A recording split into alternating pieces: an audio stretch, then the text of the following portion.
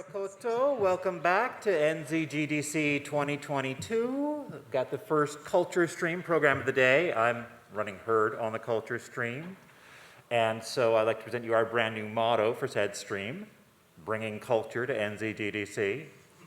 Bad joke. Here we have the Kiwi RPG panel, something I'm particularly excited about, with their panel presentation on what's up with tabletop RPG design and play in Aotearoa. I'll turn it over to them. Take it away. Thanks, Toph. So hi all, welcome to the Kiwi RPG panel. Kiwi RPG is a community organisation that sort of came together this year to bring tabletop creators and streamers, designers all together so that we could sort of pool our resources and help each other flourish in both domestic and international spaces. Hands up, who has played a tabletop role-playing game here before? Who has played a tabletop role-playing game written by a New Zealander? Yeah. And who has watched a stream of a role-playing game before? And who has watched a stream run by a New Zealand group? Yeah, it's pretty good. So that difference between, like, just about all of you have played tabletop role-playing games and watched streams, but not all of you maybe are even aware that there are New Zealanders who are in these spaces creating games and making shows, is what we are here to sort of talk about. So we have a plan. We're going to start by introducing ourselves. Then we're going to talk about sort of what we're doing and some of the just other stuff we want to talk about. And then we're going to open it up for questions. And hopefully there'll be a lot of space for questions at the end. So if questions start brewing in your mind as we go, keep them in mind, and then we'll go there and I'll tell you when that happens. So let's start at the other end of the table. Hi everybody, my name's Jules Burgesser. Can I have a burger, sir? That's how that's said. I am a professional dungeon master, which is actually kind of awesome to be standing here to say. I work with a company called Questbook, where you can hire me out for games and things. I also am a performer in terms of I am on several podcasts, Fate of Eisen, Diceratops, and I have my own called Jules from NZ where I just explore RPG. I also am just a general performer. I'm a real life bard, singing in a covers band and basically out there talking about RPG, building stories that you can bring to life by playing with me. That's how I see myself. Kia ora koutou, ko Morgan Davio. I am a hut boy, and I've been into role-playing games since I was introduced in the hut when I was just barely able to read, so it's been a huge part of my life. And I work now at kind of the intersection of narrative and games interactivity under this banner Tail Turn. I'm releasing my own role-playing games. I'm contributing to international publications. I'm also involved in the Diceratops group that Jules mentioned before, so I've been running Dungeons & Dragons games on stage at Bats Theatre. You might have come along to our shows. If you haven't, look for the next one. They're good. So it's really exciting to be here. Hi, I'm Michael Sands. I've been playing role-playing games for a very long time, like Morgan. In my case, it was since I got hold of the first copy of basic Dungeons & Dragons that I could find in New Zealand. I've been writing games since the 1990s and actually publishing ones and getting paid for them since about 2012. My claim to fame is Monster of the Week, which is pretty successful and allowing me to spend my time writing other games now, which so far are not so successful, but hoping. Hi everyone, my name is Harriet Prebble. Some of you I may have met already in my capacity as community manager at Pickpock, but I'm here today with a different hat on, talking in my capacity as a producer, director and performer of TTRPG shows. So I'm the founder of Canvas Abyss, which is a very, very small media production company here in Wellington. We've created and produced a number of projects, amongst them the sold-out season of Dungeoning and Dragoning at Circa Theatre, which is actually just across the way here from Te Papa, and The Road Unknown, which is is a live stream D&D actual play web series, filmed in a studio and streamed weekly live on Twitch. So the live show was a full professional production with paid cast and crew that sold out before it opened, and the live stream reached Twitch affiliate status within the first few weeks. And I'm here today to share some insights and learnings about the process from transforming games intended to be enjoyed privately amongst friends into a product for an audience. And my name is Hamish Cameron. I am a lecturer in classics at Victoria University of Wellington here, and I also publish games under my own imprint, Ardens Ludere, which is Latin for burning to play. Hands up who thought they'd get a Latin lesson when they came to this panel? None. Good, excellent. So my biggest claim to fame in the tabletop design space is the Sprawl cyberpunk powered by the Apocalypse game that was played on Friends at the Table. I've also written with my spouse Dana Dinosaur Princesses, which is up there, and I'm working on a couple of games, Cryptophagia, and another one which just started on Kickstarter yesterday, the David Webb. I also design board games, and I teach games in the classroom in a sort of like a historical way, right? I work on historical game analysis. So how are games using history? And those are my sort of two game-related hats. And that's why I'm a classicist and also doing game stuff. Yeah, I think that's all about me. So now we're going to sort of go back through the panelists with our own sort of more detailed takes on a particular topic, starting with Jules and working down in the same way. And these are just going to give sort of 5 perspectives on game design and gameplay in New Zealand. We're not aiming for exhaustive coverage. We're aiming to give you a sort of taste of some of the things that fall within the Kiwi RPG umbrella, if you like. Feel free to ask us questions about things that fall outside these umbrellas as well, if those are of interest to you. And I'll remind you that there'll be a question sort of time signaled later. All right, Jules. Cool. All right, so I'm kind of here to talk to you about the roleplay community, because the amount of different things that I do actually puts me in front of quite a few of the people that are out there playing and are thinking about playing and have heard something about the game. So, you know, thanks to pop culture approval and mainstream media, we are now more popular than ever, which is fantastic. Obviously, some of the examples of that you can see up on the board there. Certain shows that have gained huge popularity, bringing us more to the front than we ever have before, which means that we are now a little bit more accessible. So thank you to those shows. They demystify a little bit about what roleplay is, which in turn kind of makes us a little bit cooler. We still don't think that we're cool, though. I think if you are an RPG player, you wouldn't say that that's the coolest thing about you, even though I would argue it probably is. But we just don't care that we're not cool anymore, because it looks cool now. And we can point to a cool show and be like, see, like them. Which, yeah, basically makes it a little bit easier. It's slightly less, you know, people thinking that we're some sort of devil-worshipping cult and the satanic panic that it used to be. But there's still a lot of nervous people out there deciding how to approach the game. Maybe, who are these people? They're the returnees, some of them. Some of them played as kids. Some of them remember roleplay from, you know, back in the day. And they want to get back into it because they dropped it because of that uncool thing I mentioned before. And now they want to come back in. And it's about making that easy for them.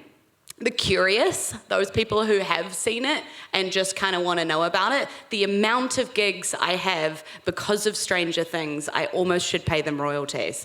And then there's the lost. And I say this with love in my heart. The lost coming to RPG are probably some of my favorite.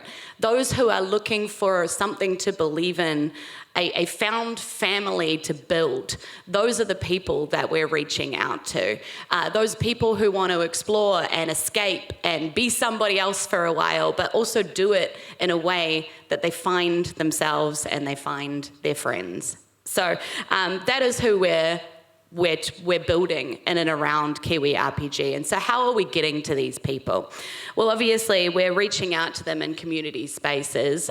Some of them find their own. There is so many role-play game groups in Facebook and Discords and all of those spaces, but they're all kind of separate. So how do people in New Zealand find each other? You know, that's what we're working through. And a lot of that space is in your friendly local gaming stores or FLGS. And that's where we've been doing a bit of work, getting into those stores, getting in front of people, being like, hello, we're able to come play with you, come play with us, find your friends, find your family. Also, a lot of those media kind of able to consume. People are big fans of Stranger Things. They'll reach out to each other on Stranger Things forum boards, right? So, and things like that have meant that streams like, Critical Role, totally watch it. Critical Role have now opened up a massive, extra community for us, because people who are watching that are now being able to find themselves, find each other. It's an easy media to consume. So a lot of the podcasters, streamers, all of those people that are performing out there are also trying to find ways to reach out and find their fans to connect them together. And that is also another way that we can connect them to gaming.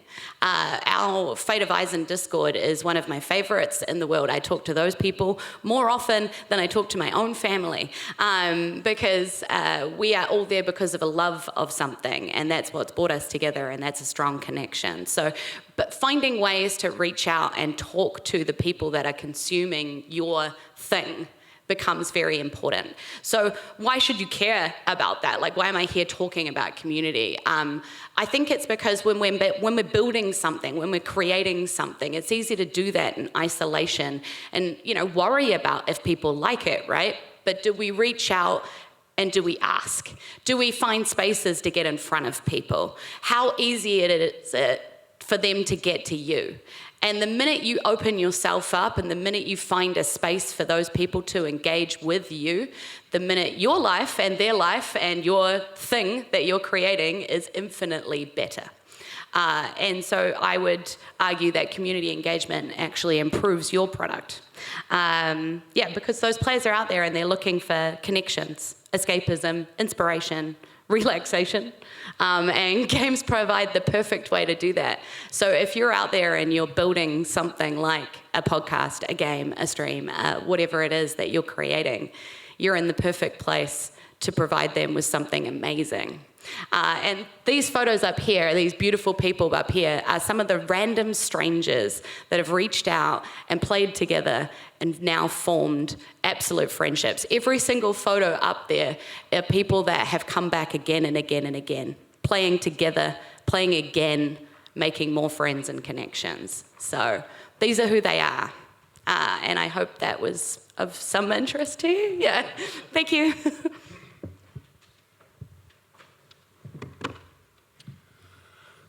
Hi, I just want to build on what Jules has been saying.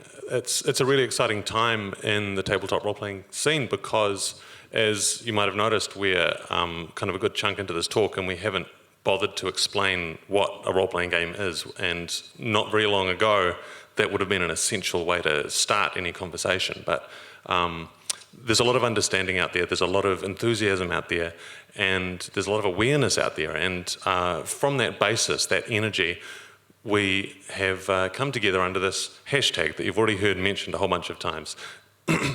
So I just want to talk a little bit about that hashtag and the community that is forming around it and where it's going.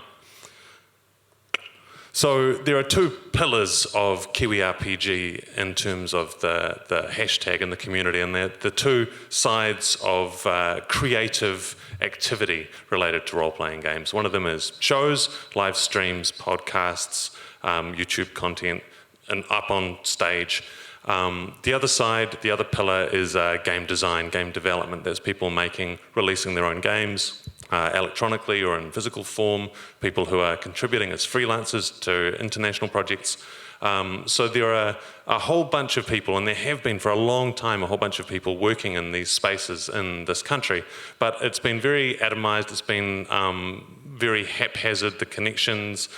Developers meet at a game convention once a year and maybe talk a little bit. There's a Facebook group that was set up for people doing podcasts, and they all started talking. But there was a real awareness that we could supercharge this, because on both sides, people are creating stuff locally, but trying to reach this big international audience. And you will have heard in what Jules was saying that a lot of the references that are bringing people into the game are international. A lot of the big streams that people discover the game through, they're international. So there are strong connections overseas to stuff that is being made out there.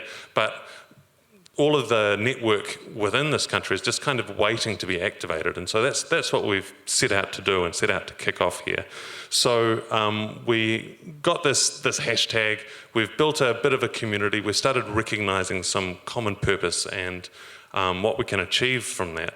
So one of the things that we started talking about really early on is if we're going to be building a community, we want to do it in a healthy way. It's really easy to start building a community in a way that's just going to kind of replicate problems or end up with a clone of the same demographic bias that you have to start with. So we've been pretty slow and we've been pretty methodical about how we are trying to start something that is going to be welcoming to everyone in Aotearoa, that is going to have space to build out in directions that the middle-aged white guy demographic, which is overrepresented, is not going to foresee.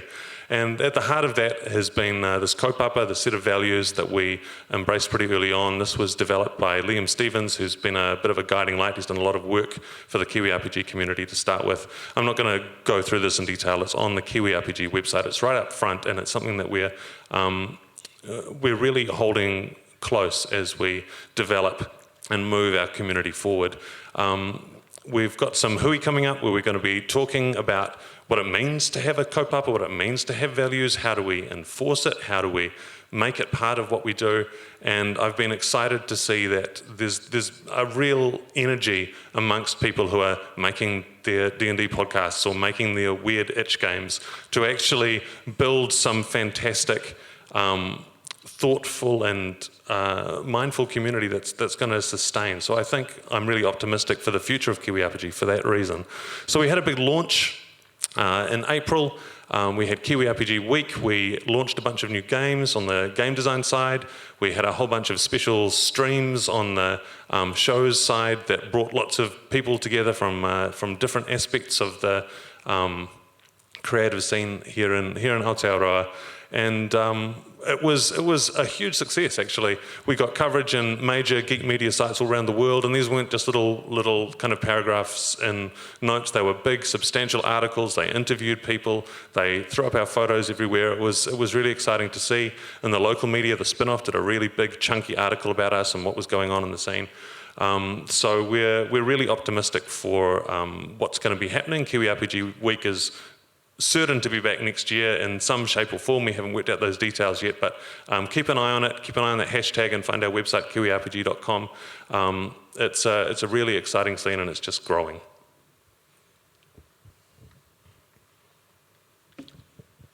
Okay, so now I'm going to talk about what actually is the Kiwi design tradition in role-playing games. Now this is obviously very much from my perspective only. I'm sure I'm missing a lot of things that have been happening around the place, but these are things I've noticed. So first up is, like, role-playing as a hobby was very much a do-it-yourself thing right from the very beginning. And in fact, that's kind of how it got invented out of wargaming. So in those early days in the 1980s, which is not the earliest, but it's when I got started, there was always a lot of people doing their own thing, writing their own adventures, writing their own house rules, and building their own games for their own purposes. Oh, sorry.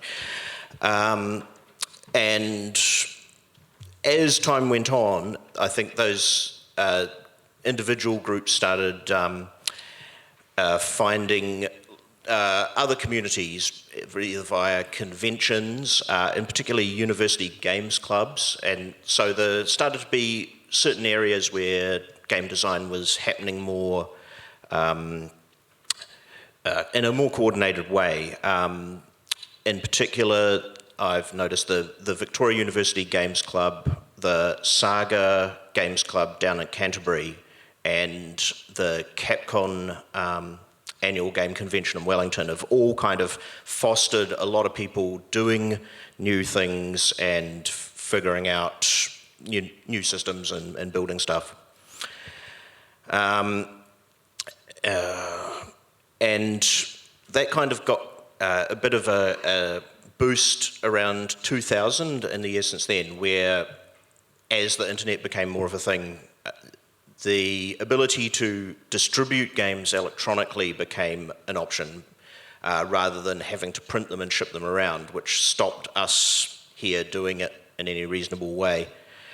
And there was also the build-up of forums and social media groups, which allowed people to connect with other design communities overseas. And there are a few pretty significant ones that people in the New Zealand design community have been involved in, all kind of pushing the boundaries of what games, well, role-playing games could do.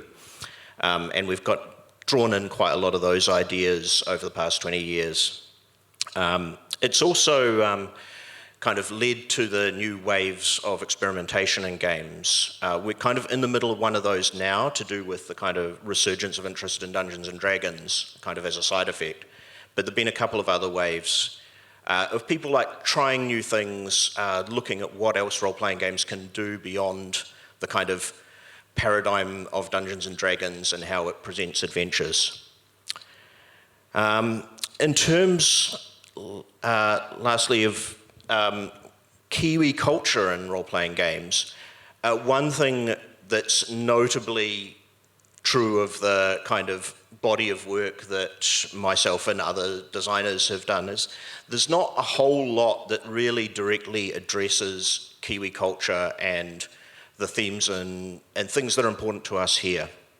Notably, my successful game, Monster of the Week, and Hamish's The Sprawl are both, international genres, the kind of things you find in big media all over the place. And I'm really hopeful that the Kiwi RPG community's going to give us a chance to emphasize the things that are special to us and bring those forward. And I think that's already happening. There's Morgan here has recently produced a game called Paranormal Wellington, based on a certain media property, or inspired by, I should say, which brings that New Zealand deadpan humour to play in a fantastic way. And another member of the group, Claude Thomas, just recently produced this tiny little experimental game on itch.io called Highway, which is about a crew making a road through the bush. And it feels very, very grounded in New Zealand to me. From the point of view of a designer, it's a great little thing to have this Kiwi RPG group so we can share our ideas and give each other advice, but also as a place to kind of focus the, how do we bring who we are into these games so that people around the world can see it. Which I think's all I've got to say. Oh, the slides, of course. I don't have the Is it going to do the thing? pointer that way. Oh, there we go. Right. Hello, everyone. I'm here today to talk to you about TTRPGs as performance and share some of my learnings from being a creator of a few of these shows. So most of you, obviously, you put your hands up, have seen Critical Role, Dimension 20, other extremely popular TTRPG shows. It may have even occurred to you that it might be fun to start streaming your own game. I'm sure there's some of you who've had that thought. Conversely, you might be relatively unfamiliar with TTRPG performances and shows. That's okay too. I've tried to massage my learnings into some takeaway categories that should hopefully have some wider application for you. So first up, setting the tone. Understand what the tone of your product is before you begin making it. And I am not just talking about the genre of the story that the game master is telling. I'm talking about the way the players engage with the product itself. Are they taking the game and the characters seriously? Are they immersed in the world, or are they making fun of it? Are they making fun of themselves? Are audiences supposed to be engaging with the story and having an immersive experience, or are they watching a group of fun, amusing performers and a TTRPG is the simple base construct holding it all together? Make sure you, as the creator or producer, have a clear idea of the answers to these questions, and more importantly, that you have briefed everyone else in the team so they have a good understanding of what you're all working towards.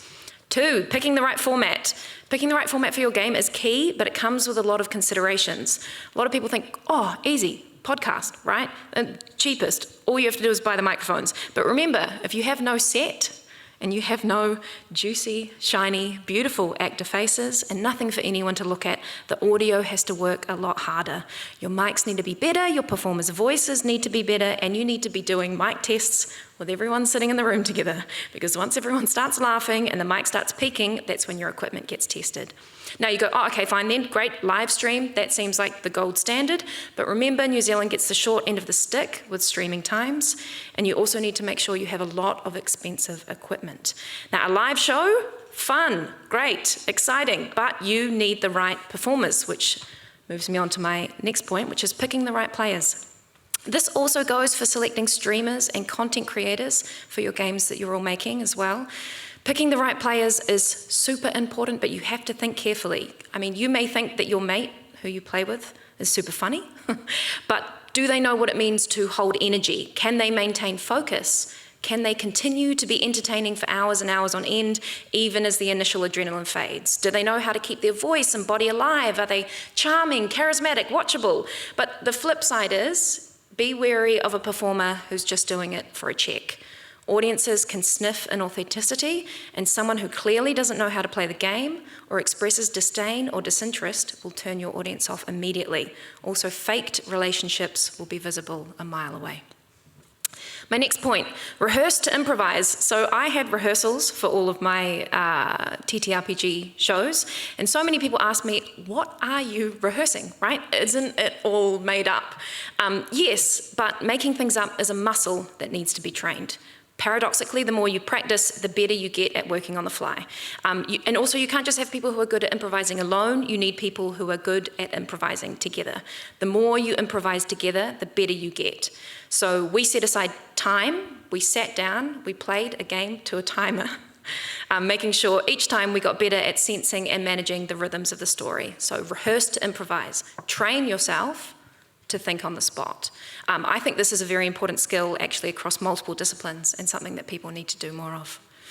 Next is finding an audience. Please do not take this task lightly. Do not leave this task till the end. You need someone like Jules, taking pictures, filming videos, organising images and posters, making shorter clips to share on other platforms, making GIFs.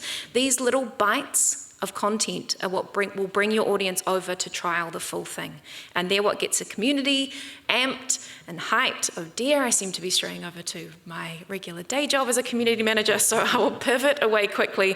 But after saying, do not underestimate the time, effort, or energy it takes to market your show, even if it's just a podcast. Not just a podcast, but people think, oh, it's just a small product, so it won't take that much energy. You need to find your audience. Right, my last point, monetization. Okay, I've probably only got a minute left. So I don't think I need to explain Twitch subs to you, or Patreon, or selling tickets. You've probably got a good understanding of that.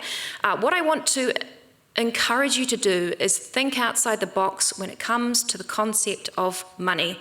So for our live show, we had to build a set, right? For the set materials, I built a relationship with a construction company here in Wellington. So they had to get rid of all of their wood and offcuts. So I drove to them, got those for free, and in return, they didn't have to pay to get rid of that waste. Next, I got in touch with the Toi Whakaari Set and Prop School, and their students, for one of their assignments, worked on the set and props for our show. So then the students aren't just making arbitrary props to meet an internal standard, they're actually getting the chance to make something for a real production. The school gets to showcase that their students are gaining real-world applicable skills, and we get to cut costs. For our technical equipment setup for our live stream, we built a relationship with Thai Studios in Kilburnie. They wanted to get better at live streaming so they could offer that to paid clients, but they didn't want to be practicing on paid clients for the first time, because obviously that's very stressful.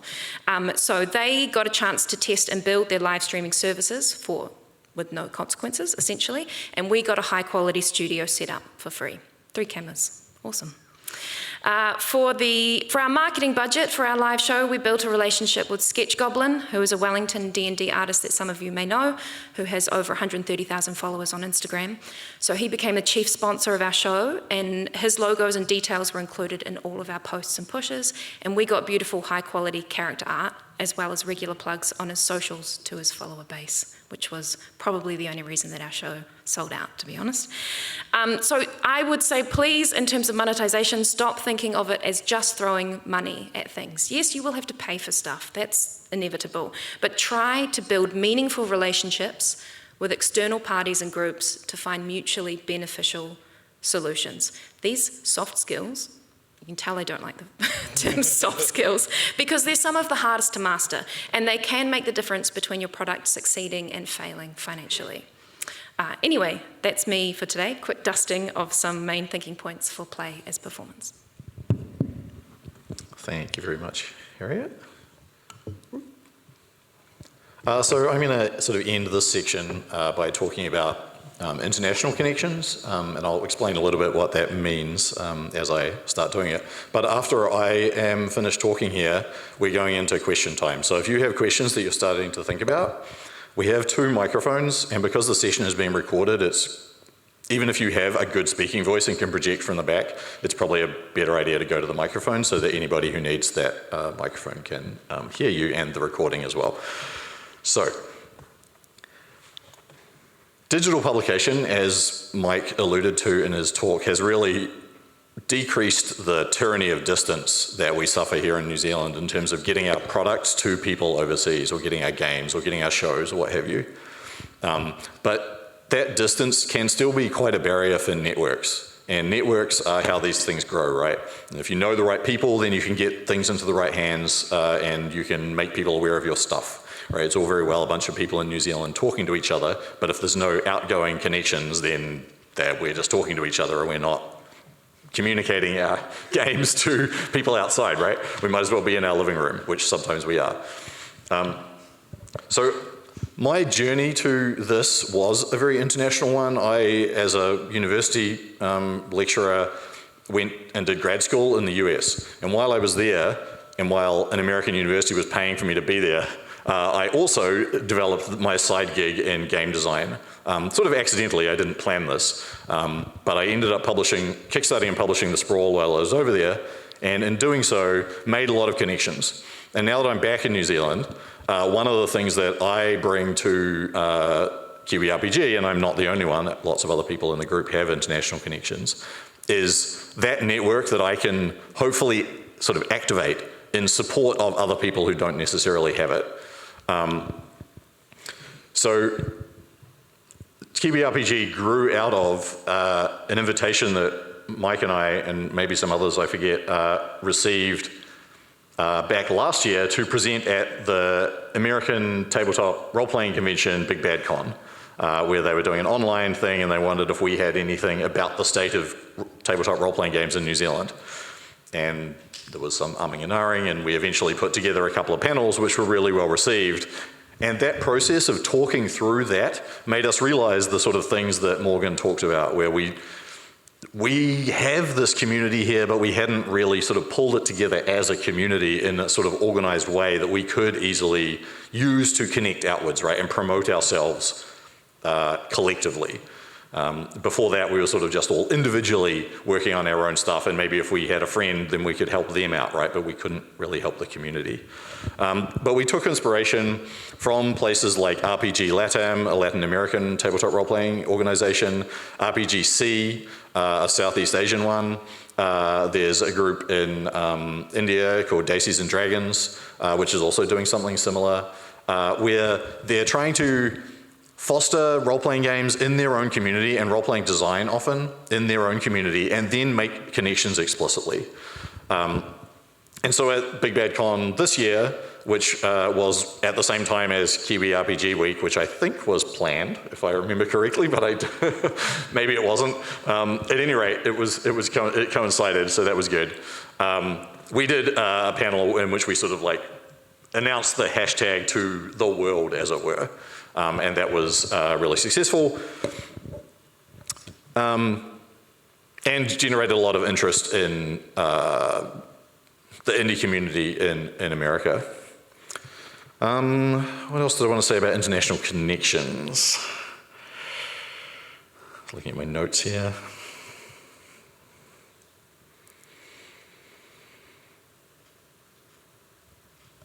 I think that's it.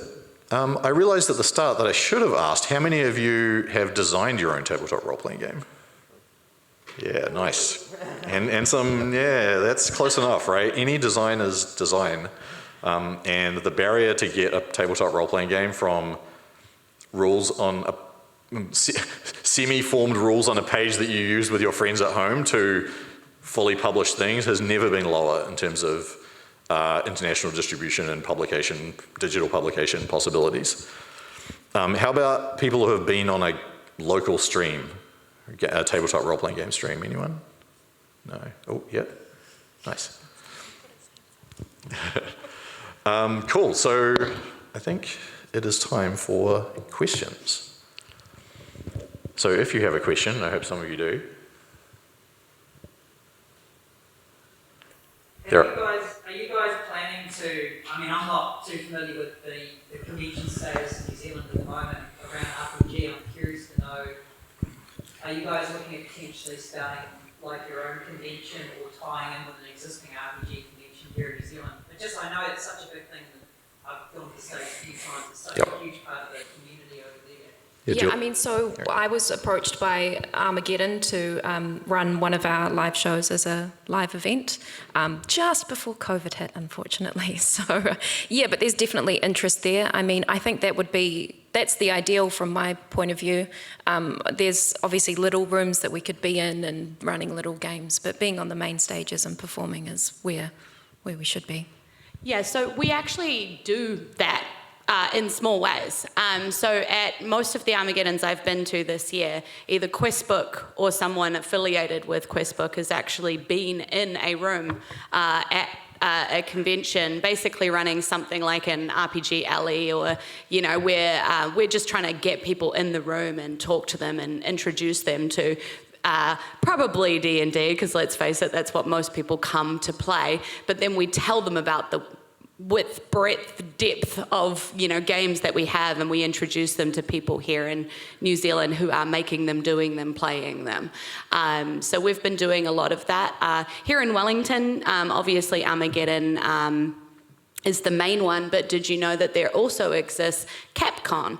CapCon is a wee little RPG convention, usually run out of like a Wellington high school, where the DMs get a classroom and we run games for people who you know, turn up to play. There's also WellyCon, which you might be familiar with if you're any kind of tabletop board game designer.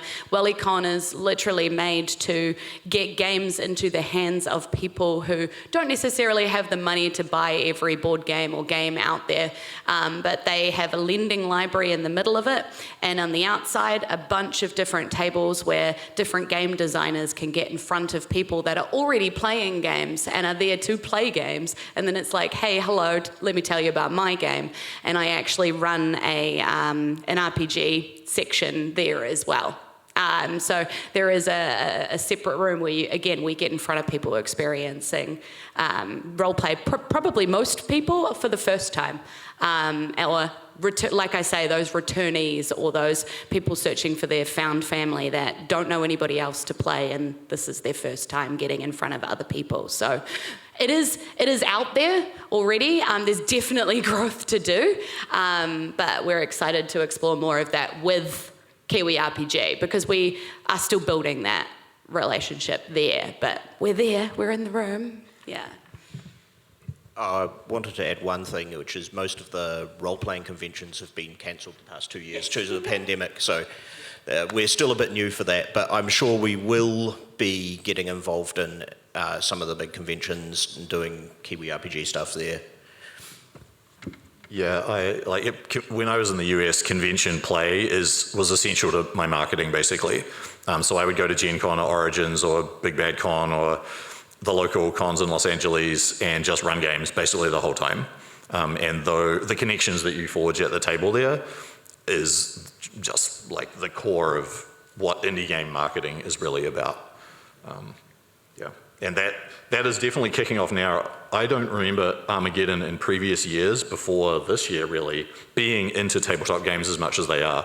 But all the stuff that Jules said at the start about the increased popularity of tabletop role-playing games has meant that every Armageddon, and how many are there now, like 5, 6, has an RPG alley where they are promoting tabletop role-playing, and we are in dialogue with that and trying to get into that as much as we can given the circumstances. Something else worth noticing, that since the birth of Kiwi RPG, all of those streamers and those podcasts out there, all of those creators out there that are making things are no longer working against each other. We very much support each other. We are hosting each other on Twitch. We are talking about each other's podcasts. We play ads for each other's shows. And that is actually huge in terms of getting each other's follows and building on those communities and those audiences. And actually this year we're in talks to have a stand together at Armageddon. So a bunch of us podcasters and creators just in a wee stand going, hello, did you know that New Zealand makes things?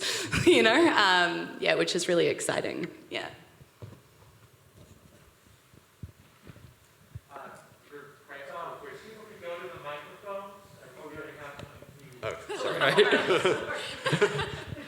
Hello. Hello. By the way, I've heard the term core skills instead of soft skills. Just as an Yeah, that's aside. good. I really like that. Thank you. Although it gets a bit awkward when you just drop the word core skills in a meeting somewhere and no one has any idea what you're talking about. But anyway, I'm relatively recent to tabletop stuff, and I have a much simpler question, all the cool stuff you were talking about here. But I'm looking to get more into writing and stuff for just my friends and things like that, and I'm currently looking for good resources on just writing and that sort of thing. In that context, I have no real expertise writing, so... I think when you start writing, and obviously there's people on this panel who'll also be able to answer this question very well, what will help is to write something that you are really, really interested in and that you get pumped about, rather than writing what you think you should write. So if you start, you're going, oh, you know, where is the niche, where is the area in the market, all of that, you know, that won't sustain you, that won't excite you. Think about something that's super fun, that you want to stay up all night doing, I would say. You know, like, I'm one of those people, yeah, I love the Feywild, I love fairies. When I started writing my first campaigns, I wanted to write about that. And it was so much easier because I could just sit there and then think about that and then write pages and pages and pages. So I would say when you're first starting to write your campaigns, think about what you want to play and possibly what the people who are around you want to play as well, because inspiration, not in a D&D sense, but in a real sense, will keep you going. Also, we do have a Discord for the game design side of Kiwi RPG, so if you want to come in and get advice for what you're writing, please get in touch and we can send you an invite. There was something else actually that I wrote down a note here. Harriet's advice for game design and writing as well. And I now can't remember exactly what that was about. But as a lecturer, I'm always thinking about things in terms of like writing advice that I can give to my students. The number one piece of writing advice is whatever you're writing, if you want to get better at it, do it more. Just keep writing, write. That's how you know you're a writer, if you keep writing. And that applies, I think, to academic essays, it applies to game design, game writing, it applies to creative writing, which we all have to do. I mean, one of the things about tabletop role-playing game design in the indie space is that you have to do everything. So, I mean, you can outsource, right? And you can, but often you're running on such a small budget that it's like, well, maybe I want someone for layout because I'm not an expert at that. Maybe I want a special artist because I'm not an expert at that. Anything that involves words, I'm doing it probably, for me anyway, right? So that includes writing the game, writing the text, writing the flavor text, making sure the tone of everything is right. So yeah, there's a lot of different parts and they all sort of have to like come together. But you know, just do it a lot and show it to people, right? Game design is a lot about getting good at taking feedback. Here's this thing I wrote. Oh, it's a bit shit in it. Yeah, okay, but be more critical, be more constructive than that. But essentially. In terms of practical help, I think there's something called, I want to get it right, but it's called the Lazy Dungeon Master, and it's really useful for quickly building worlds and characters and lore and stuff like that. Not that you want to be a lazy dungeon master, but sometimes you do. It's so good though. Yeah. So one of the interesting things about the role-playing game, tabletop role-playing game environment as a creative environment is that whenever you sit down to play with your friends, you are creating. And it's a very smooth spectrum from that kind of creation where you and your friends are doing something for your Tuesday evening game through to producing stuff that is going to be sold in bookshops all around the world. It's exactly the same set of muscles, just operating at different scales. And for a long time, as you kind of explored that spectrum, you would hit a pretty hard barrier when it came to getting your ideas in front of other people, but with the advent of digital publication, etc., that's kind of fallen away. So now you can kind of step into writing anywhere and take it in any direction that you want, and that is almost problematic for giving you a clear answer to your question of what do you do, because there are so many possible answers. And there's Facebook groups where you could talk about the kinds of things that you're doing. There's the Discord where we're really good at getting into the nuts and bolts of game design. I think that you're kind of pointing at an opportunity of where Kiwi RPG could go, because I'm sure that there are people who are going to be in that same ballpark with you. So I hope that this set of rambling answers is going to let you pluck something useful out of it. But it's kind of inherent to the medium that it is so open that you can kind of head in lots of directions. I just want to add one more thing to it. And that is it's something I was told really early on with when I was considering making my own homebrewed games and things. Give yourself permission to start. Put the pen to the paper.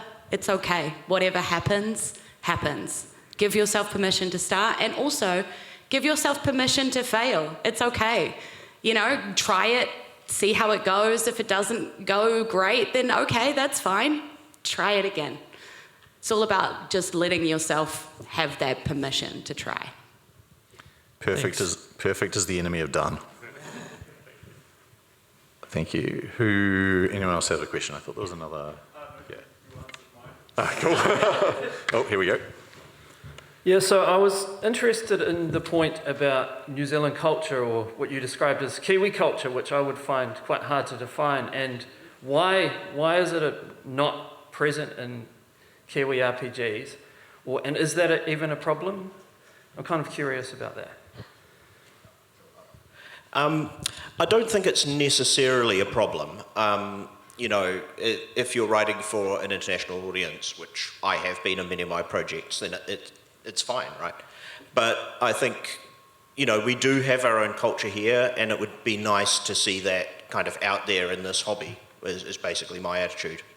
Particularly parts of it that you don't see as often, Maori viewpoints in particular. Yeah, I know that the culture is hard to pin down because we're so laid back. We're just like, oh, sweet as, yeah, nah. You know, and that kind of stuff is quite hard to express in a game. You know, but what people, again, Taika Waititi doing us a favour there, they're starting to get to know our sense of humour, being quite deadpan, flat, and a little bit sarky. You know, and so bringing those flavours to the game can help. I know Fate of Eisen, we try and give nods to, you know, the world that we live in very much. There's a lot more connection to the land. There's fur-bird animals which look a lot like Kiwis, you know, and things like that. But you know, it's hard to do more than surface level, I guess. You know, trying to bring some real depth to it is difficult. And I know there's a designer in the space whose name I cannot think of right now, who's actually designing a Māori game, and I really cannot wait to see what that ends up looking like. So watch the space on Kiwi RPG, I guess. Yeah.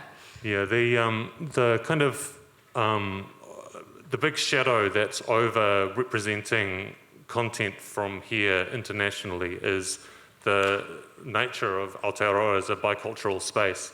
And I think at the moment the world is hungry for voices that are not white European, US, UK led, but that hunger is accompanying with a really high standard for representation. You don't want to half-ass it. You want to make sure that people are representing themselves properly and thoroughly. Liam Stevens, who we mentioned before, who devised that kaupapa, he has said to me recently that when just last year he was looking around for other Māori designers in the space and he didn't find anyone. Through the Kiwi RPG program, we've uncovered a few others, including I think it's Awa Sage, who Jules was referring before. So there are a few people working in that space, and I know that there are a lot of Māori designers who are working in video games, and I know that there are a lot of Māori playing games. You can certainly see that evident in the streams and shows side of things. So those voices are going to come through, but I think until we can really get that, there's a limit to how much we can kind of proudly push New Zealand culture forward, because it's always going to have this gap, and yeah, we kind of need to do some community building in order to get to that point. And until then, we can just make games about paranormal investigators in Wellington, so to speak, and hope that the deadpan humour translates. Thank you very much for that question. That was a great place to leave it, but we're out of time, right? Yep. So I'll leave you with a slide of the hashtag, which we've repeatedly mentioned, the very simple to remember URL at the bottom, and all of our Twitter handles, and feel free to continue the conversation on Twitter, or if you are interested in tabletop design or play yourself, then you can find a link on the website to find out how to get in touch with our Discord. Thank you all very much for coming in for your questions.